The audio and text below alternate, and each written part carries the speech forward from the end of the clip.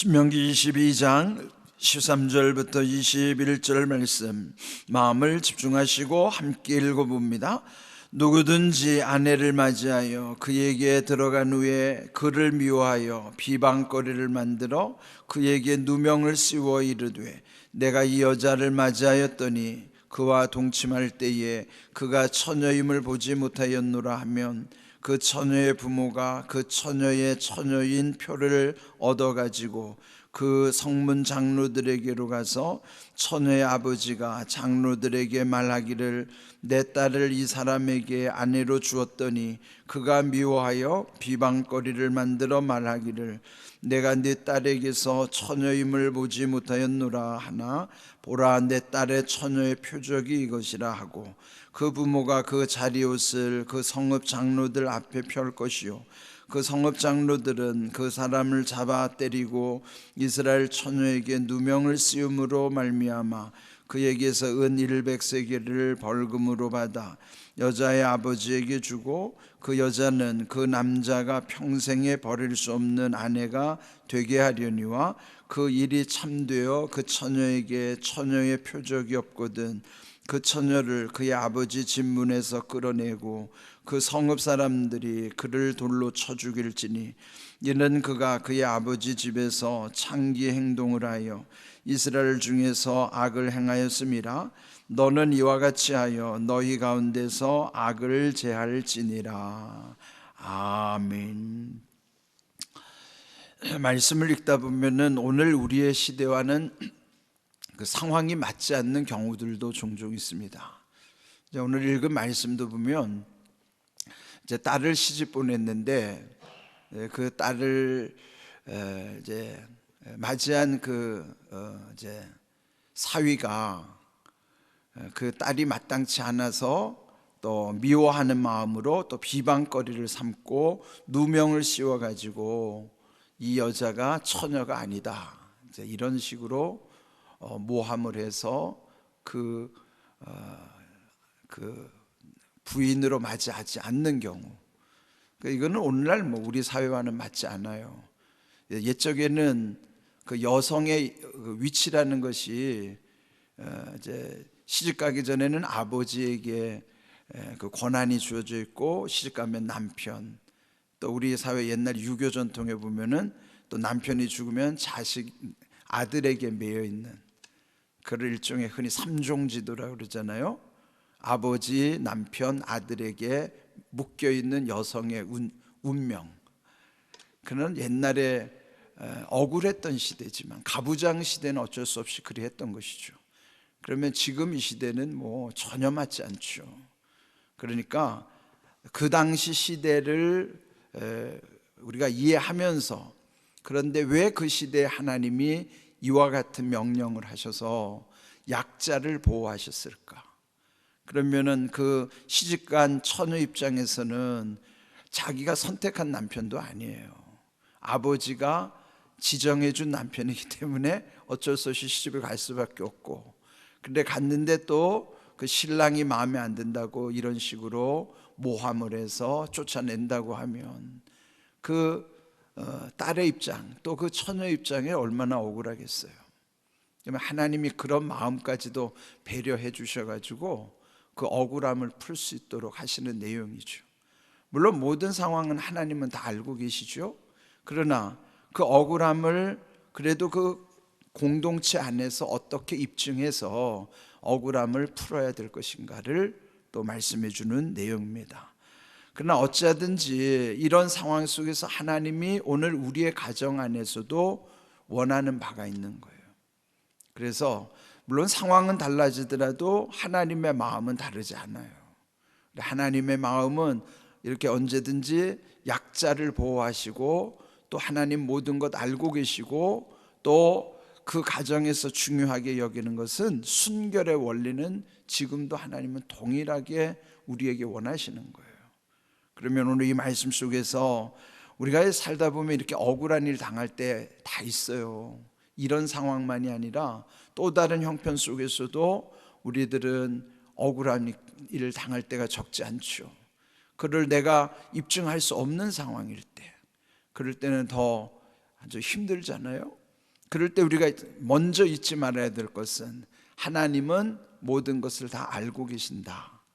그럼 하나님이 알고 계신다는 것만 믿어줘도요, 그래도 그 모든 것이 억울한 것이 많이 사라져요. 그리고 반드시 하나님께서 이 모든 것을 갚아주신다는 것을 믿기 때문에 그래도 그 모든 것을 참고 이겨낼 수 있는 것입니다. 자, 오늘 이 말씀 속에서도 보면은 먼저 이런 억울한 일을 당할 때 그 책임은 누가 있겠어요? 그 딸을 시집 보낸 아버지가 가장 큰 책임을 져야 되겠죠. 이제 그럴 때 그 15절을 보시면은 그 처녀의 부모가 그 처녀의 표를 얻어가지고 성문 장로들에게 가서 입증하라는 것입니다. 그러니까 이제 순결의 상징인 그 혈흔을 가지고 그 장로들에게 가서 내 딸이 처녀가 맞다. 그런데 그 사위가 이렇게 내 딸을 모함하고 비방거리로 삼아서 누명을 씌우고 내쫓는 것이다. 이제 이런 것을 확증하라는 것이죠. 근데 그런 걸 보면은 정당한 절차를 밟게 하는 것입니다. 모든 것을 사사로이 풀지 말고 이렇게 절차를 통해서 확실히 증거가 있다면 그 증거를 삼아서 누명을 벗으라는 것이에요. 그러니까 오늘날도 재판을 할 때 중요한 거는 증거가 중요하거든요. 이 재판의 모순이 그거예요. 증거가 없으면 죄 없다고 생각하거든요. 그러면 증거를 그래서 은폐하는 거죠. 그래, 하나님은 다 알고 계시죠. 하나님만이 모든 걸 아시지만 법원에서 무죄가 판정됐다고 해서 죄 없다는 의미가 아니에요. 증거가 없다는 얘기지. 그래서 우리는 모두가 다 죄인이지만은 하나님 모든 걸 알고 계신다는 것이 우리에게는 얼마나 큰 위로가 되는 것인지. 그러면 이렇게 억울한 경우에도 그 아버지가 딸을 위해서 그 증거를 확보해서 그 성읍의 장로들에게 가서 이것을 해명하고 절차에 따라서 이 문제를 풀어라는 것입니다. 그럴 때 18절, 그 성읍 장로들은 그 사람을 잡아 때리고 이 모함한 그 사위를 이제 징벌하는 거예요. 그래서 이제 잡아 때린 다음에 19절 배상도 해야 되는 거예요. 이스라엘 처녀에게 누명을 씌움으로 말미암아 그에게서 은 100세겔을 벌금으로 받아서 그 여자의 아버지에게 주고 그 여자는 그 남자가 평생에 버릴 수 없는 아내가 되게 하라. 절대로 못 버리게, 공식적으로 아예 그 공동체에서 절대 이혼할 수 없도록 법으로 만들어 놓는 거예요. 근데 여기 이제 벌금은 은 100세겔이라고 그랬는데, 세겔이라고 하는 것은 무게 단위로 따지면 약 1.14kg. 우리가 흔히 쓰는 그 돈으로 따지면 한 300돈. 우리 금을 따지면 한 돈, 두 돈 하잖아요. 한 300돈 정도 되는 은의 가치, 은값이 얼마인지 시세는 잘 모르겠습니다만은 이렇게 하나님은요, 어떤 일을 할 때 반드시 책임을 물으시는 거예요. 하나님은 그냥 넘어가지 않아요. 반드시 책임을 물습니다. 그러면 우리가 빨리 돌이켜 회개하는 것이 제일 좋은 일이지만 계속 회개하지 않고 강박하면은요, 결국 하나님께 징계를 당할 수밖에 없다는 것도 말씀을 통해서 깨달아야 되는 것입니다. 그렇다면은 반대로 20절을 보면요, 사실대로 만약에 그 결혼한 아내가 순결하지 않을 경우는 어떻게 하는가? 근데 정말 순결하지 않을 경우는 21절, 그 처녀를 아버지의 집 문에서 끌어내고 성읍 사람들이 돌로 쳐 죽일 것이라. 이렇게 또 엄한 겁니다. 근데 제일 중요한 거는 뭐예요? 사람이 죽고 사는 문제는 이 사실관계를 정확하게 해야 되는 거예요. 그런데 이런 사실관계를 가리지도 않고 사람들이 그냥 입만 맞춰서 이렇게 억울하게 사람을 죽이는 경우도 있을 수 있어요. 이게 사람 말이라는 게 무섭습니다. 그 한문에도 보면 3인 성호라는 말이 있어요. 세 사람이 호랑이를 만들어낸다는 거예요. 호랑이 나타나지도 않았는데 한 사람 말이 내가 호랑이 봤다 하면 그 말을 들은 사람 누구도 세 사람만 호랑이를 봤다고 입을 맞추면 진짜로 호랑이를 만들어낸다는 거예요. 없는 것도 있는 것처럼 착각하게 만드는 것, 그게 삼인성호라는 말이에요. 무서운 말이죠. 우린 그런 모순된 존재란 말이죠. 그래서 때로는 몰라서 남을 억울하게 할 수도 있지만은 의도적으로 악하게 이렇게 사람을 죽이는 경우도 있어요. 우리가 얼마나 악한 존재인가를 먼저 인정해야 돼요. 그래서 여러분, 풍문을 믿으면 안 됩니다. 떠도는 말을 믿어서는 안 돼요. 사실이 아닌 것이 너무 많기 때문에 오늘날은 가짜 뉴스들이 넘쳐나잖아요. 유튜브 안에 가짜 뉴스들이 차고 넘칩니다.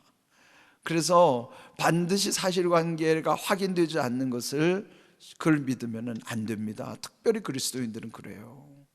그리스도는 하나님을 철저히 믿고 두려워하기 때문에 사실 아닌 것에 휩쓸렸다가는요, 우리도 또 그런 잘못을 범할 수가 있기 때문인 것이에요. 이렇게 철저하게 하시는 하나님의 이유가 있어요. 그는 21절 후반절에 보면은 이스라엘 중에서 악을 행하였습니다. 너는 이와 같이 하여 너희 가운데서 악을 제할지니라. 하나님은요, 악을 제하기는 것이 목적이에요. 악을 없애는 거예요. 그런데 여러분 잘 아는 대로 요한복음 보면은 현장에서 간음하다가 잡힌 여인이 끌려와가지고 예수님 앞에 왔잖아요. 그들은 물론 예수님을 공경에 빠뜨리기 위해서 현장에서 간음하다가 잡힌 여인을 데리고 온 거예요. 그리고 시험을 하는 거죠. 이 여인을 어떻게 해야 됩니까? 율법에 의하면 현장에서 간음하던 여인은 돌로 쳐 죽이는 거예요. 그러면 예수님은 늘 사랑을 말씀하셨는데 법대로 처리해라 하면 예수님은 사랑이 없는 분이 되는 거죠. 그러니까 살려놔라 하면 율법을 어기는 것이고, 죽여라 하면 자기가 예수님이 하신 말씀대로 사랑이 없는 분이 되니까, 이런 질문은 아주 함정에 빠뜨리는 질문이에요. 아주 딜레마에 빠지는 질문. 그런데 예수님은 침묵하시면서 뭐라고 말씀했어요? 그들에게 문제를 던진 거예요. 너희 중에 죄 없는 자가 돌로 치라. 그러니까 그들이 다 돌을 내려놓고 다 사라졌다고 그랬어요. 그래도 거기에 모인 사람이 양심적인 사람들이니까, 오늘날 같으면 양심 없는 사람들은 진짜 돌로 치겠죠. 그런데 그래도 거긴 양심 있는 사람들이니까, 왜요? 하나님을 두려워한다는 거죠. 그 말을 들은 사람들이 다 돌아갔다는 얘기는 다 자기들도 다 죄인이에요. 다 간음한 사람들이라고. 예수님이 얼마나 철저하게 우리에게 그 죄를 묻는가 하면, 마음의 여성을 보고 음욕을 품는 자도 이미 간음한 사람이다. 물론 그 여인을 보고 뭐 예쁘다 이 정도는 뭐 얼마든지 할 수 있지만, 마음의 음욕을 품는 건 뭐예요? 저 여자랑 어떻게 한번 해보고 싶다. 이건 이미 음욕을 품은 거예요. 그럼 그거 벌써 간음했다는 거죠. 율법은 몸으로 행위로 간음한 것을 죄라고 삼지만, 예수님은 이미 마음에서부터 그 여인에 대한 음욕을 품었다면 이미 그걸 간음이다. 그러니까 예수님의 법은 더 엄격하잖아요. 그런데도 그 여인을 탓하지 않고, 나도 너를 정죄하지 않노니 다시는 가서 죄를 짓지 말아라. 그래서 죄 용서함과 더불어 그에게 새로운 기회를 준 거예요. 율법은 그 여인을 죽이는 것이지만 은혜는 그를 살려주는 거예요. 돌이키게 하고. 그냥 살려주는 게 아니죠. 돌이키게 한 다음에 철저히 회개하면 살 길을 열어주는 게 은혜 안에서의 삶이에요. 근데 율법은 가차 없어요. 죽이는 거예요. 그러니까 여러분이 삶을 잘 보세요.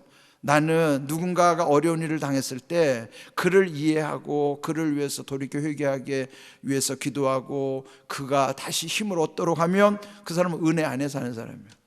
근데 같이 비난하면서 어떻게 그럴 수 있느냐, 막 그를 비난하고 정죄하고 죽이면 그 사람은 아직 율법에 속해 사는 사람이에요. 오늘날 교회 안에도요, 여전히 율법으로 사람을 정죄하고 그렇게 판단하는 분도 있어요. 되게 옳은 말 하는 사람들은 여전히 율법 속에만 갇혀 있기 쉬워요. 그러니까 옳은 말대로 우리가 다 못 살거든요. 그런데 그것을 긍휼히 여겨서 정말 하나님이 기뻐하시는 마음으로 또 다시 위로해 주고 다시 힘을 얻도록 하는 거는 그게 복음이고 은혜인 거예요. 그래서 우리가 다시 희망을 갖는 것이지, 은혜 안에 있지 않으면요 율법 속에는 다 죽을 수밖에 없고 거긴 가능성이 없어요. 우리가 은혜 안에 산다는 게 얼마나 감사한 일인가, 그걸 우리 기억할 뿐만 아니라, 그렇다면 부부간에, 여기 오늘 부부간의 문제니까 성경의 부부간의 원리는 뭔가? 에베소서 5장 33절 함께 읽어봅니다. 그러나 너희도 각각 자기의 아내 사랑하기를 자신같이 하고 아내도 자기 남편을 존경하라. 여러분 그렇게 하세요? 예? 정말 아내를 사랑하는 남편들이 내 몸처럼 내 아내 사랑하는지, 또 아내들은 정말 남편을 존중하라는 건 뭐냐면 하나님처럼 여기라는 거예요. 하나님은 아니더라도 주님처럼 받들라는 거예요. 근데 여러분, 아내들이 내 남편이 주님과 같이 여겨줍니까? 내 아내가 내 몸처럼 귀하게 느껴져요? 되게 그게 쉽지 않아요. 되게 참 살다 보니까 이게 쉽지 않다는 걸 알겠더라고요. 우리가 서로 부부간에 사람을 수단으로 대하면 안 된다고요. 남편은 돈이나 벌어오는 존재, 내 아쉬움을 해결하는 존재, 또 남편은 아내를 그냥 무슨 자기의 뭐 종부리듯이, 또는 무슨 자기의 무슨 만족의 대상으로, 그거 아니겠잖아요. 정말 주님의 마음 가운데 살아가는 가정은 그 자체가 행복이라고요. 이런, 만약에 에베소서 5장 33절의 가정으로 산다면 가정에 무슨 문제가 있겠어요? 또 문제가 있어도 금방 그거는 회복되겠죠. 우리 주님의 마음을 여기서 기억하고 우리 가정이 어떻게 세워져야 되는 원리를 오늘 말씀 속에서 잘 깨닫고요, 우리의 가정들이 정말 하나님 기뻐하시는 복된 믿음의 가정들이 될 수 있기를 주님의 이름으로 축복합니다. 아멘.